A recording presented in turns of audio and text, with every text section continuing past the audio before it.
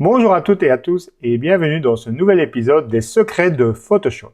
Alors, dans cet épisode, je vais vous montrer comment régler les options du panneau de calque pour les afficher de la manière la plus cohérente par rapport à votre workflow.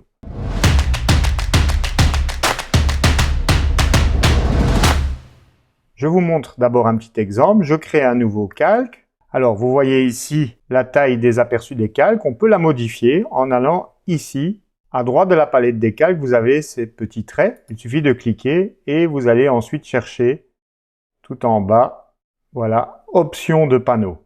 Voilà. Et là, donc, vous pouvez choisir la taille des vignettes des calques. Donc, moi, je vous conseille d'utiliser la plus grande. Voilà, comme ça, vous verrez déjà beaucoup mieux le contenu de vos calques.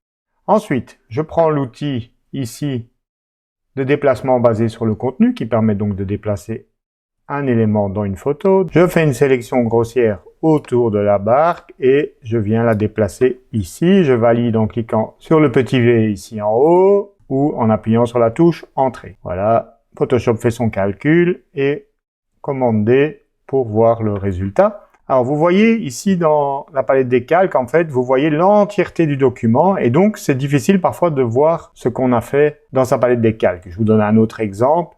Si je viens tamponner quelque chose sur un nouveau calque, voilà, imaginons ici que je veux effacer cet élément et que j'utilise l'outil tampon, bien sélectionner tous les calques, sinon ça fonctionne pas non plus.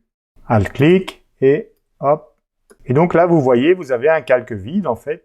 En réalité, il n'est pas vide puisqu'il contient la retouche que j'ai faite au tampon, mais c'est tellement petit que vous ne le voyez pas dans l'aperçu des calques. Eh bien, dans ce même panneau d'options de la palette des calques, vous avez une option intéressante qui est, voilà, contenu de la vignette, limite du calque au document entier. Je crois que par défaut, c'est document entier et moi, je préfère limite du calque car en fait, du coup, en validant par OK, il va vous montrer en fait le contenu entier du calque. Donc même si celui-ci n'occupe que quelques pixels de votre photo, vous verrez directement à quoi ça correspond dans la palette des calques.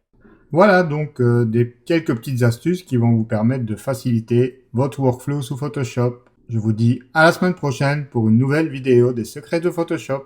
Ciao ciao!